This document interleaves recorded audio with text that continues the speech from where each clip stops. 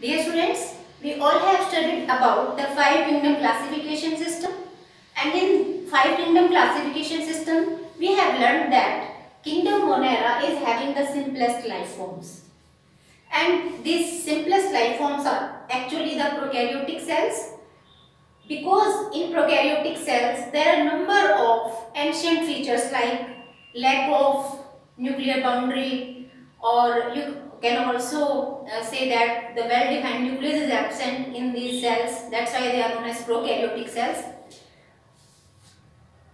And also there are this membrane bound structures like endoplasmic reticulum, Golgi apparatus, mitochondrion.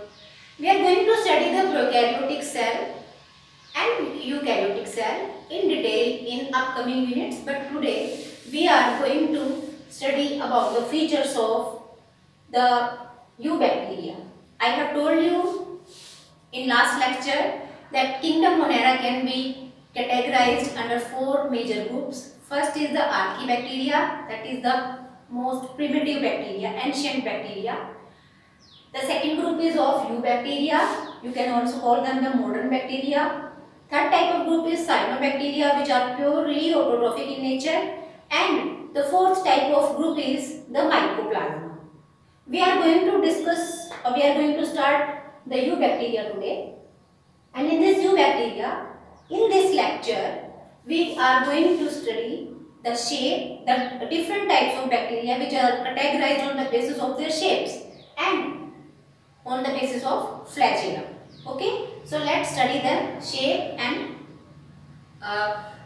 the categories in which the bacteria are placed on the basis of these features. Okay, तो सबसे पहले हम shape से start करते हैं. आप देख रहे हो मैंने यहाँ पे कई तरह की शेप्स लिखी हैं और इनके यहाँ पर इनको इलस्ट्रेट करने के लिए इनके डायग्राम्स भी बनाए हैं.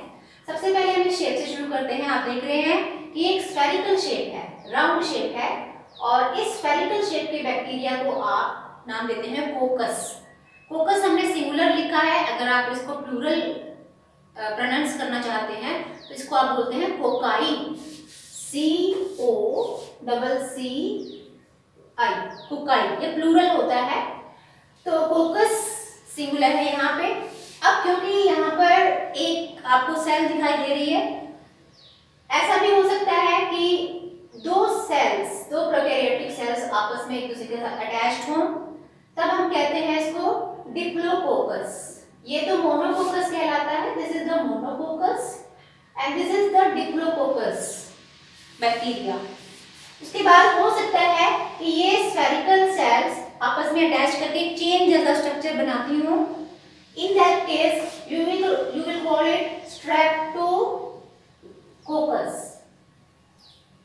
Okay, and it may happen like the bacteria may have a cluster of these cells. एक क्लस्टर दिखाई दे रहा है, ग्रुप दिखाई दे रहा है सेल्स का, तो इसे हम कहते हैं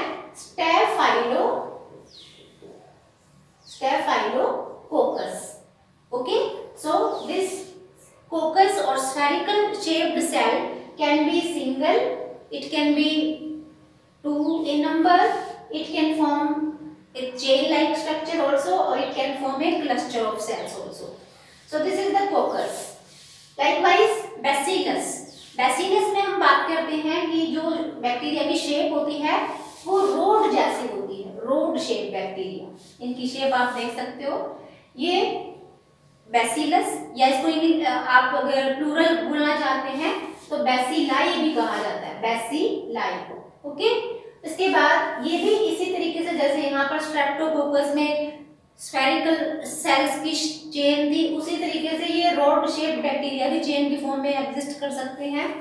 तो अगर ये दो ही हैं तो हम इसे कहते हैं डिप्लो, और अगर ये बहुत सारे हैं तो आप इसको स्ट्रेप्टोबैसिलस कह सकते हैं. जैसे मैंने यहाँ पर सपोज 4 सेल्स यहाँ पर एक चेन की फॉर्म में दिखाए, तो यहाँ पर आप इसको कह सकते हैं स्ट्रेप्टोबैसिलस.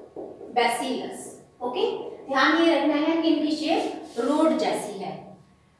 अब तो थर्ड जो इनकी जो शेप है वो है विब्रियो. विब्रियो में हम बात करते हैं the shape is like a comma. ये कोमा जैसे एक शेप दिखाई देती है. तो ऐसे बैक्टीरिया को अगर हमें उसका नोमेनक्लेचर करना है तो उसकी शेप के अकॉर्डिंग भी हम कर सकते हैं। जैसे इसमें एग्जांपल है विब्रियो कोलेरी, विब्रियो कोलेरी, ये कोलेरा कॉजिंग बैक्टीरिया है, एक ऐसा बैक्टीरिया जिससे कोलेरा या हैजा हो जाता है, वो बैक्टीरिया इसी शेप का पाया जाता है, विब्रियो कोलेरी। ओके, उसके बाद आप देखिए एक शेप ऐसी भी है जिसमें वो बैक्टीरिया स्पाइरल शेप का हो सकता है, तो इसमें आप एग्जांपल दे सकते हैं Rhodospirillum, Rhodospirillum. Okay, and the bacteria can be branched, they can also have the cells attached to each other in such a way that they look like branch structure. Actually this is a elongated structure, the cell is elongated but spiral in shape, but here the cells are straight in nature, and there can be also branched, means the different elongated cells can attach to form branch like structure. And here you can give example of actinomycetes and this shape is mycelial. Okay, तो कोकस में तो आप कहेंगे spherical shape होती है, इसमें आप example दे सकते हो बैक्टीरिया, जैसे आपने सुना होगा स्ट्रेप्टोकोकस निमोनियाई, स्ट्रेप्टोकोकस निमोनियाई ये एक ऐसा बैक्टीरिया जैसे निमोनिया हो जाता है। बैसिलस है, ये रोड शेप हो सकते हैं, तो इसमें आपने कर्ड मेकिंग बैक्टीरिया का नाम सुना है लैक्टोबैसिलस, ये कर्ड मेकिंग बैक्टीरिया होते हैं।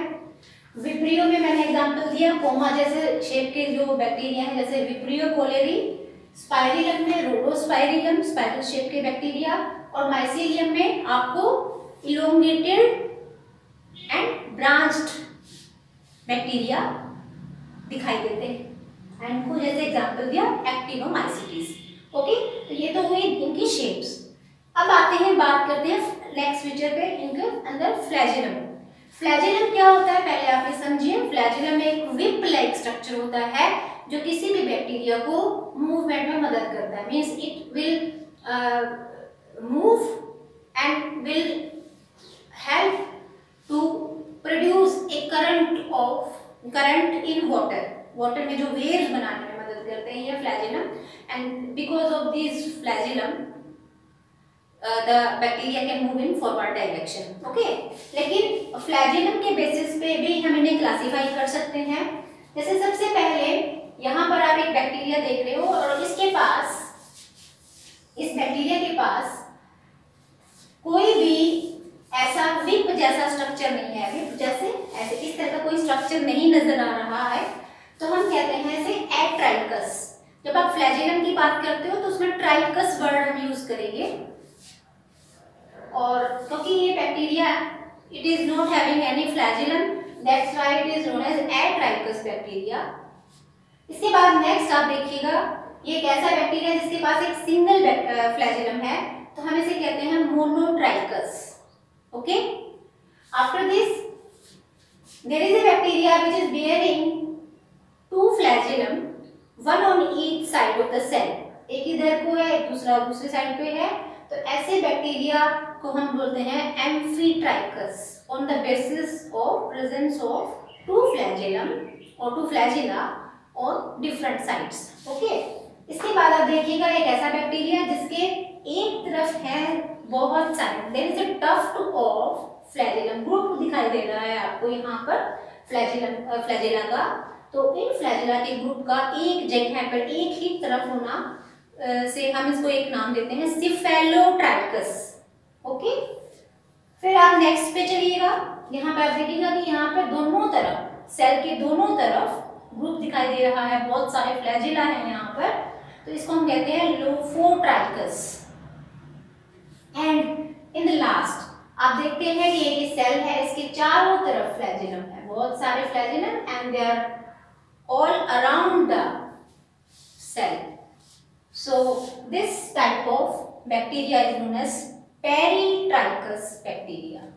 Okay, so these are the two features we have studied under this group, eubacteria. I hope this is clear to you.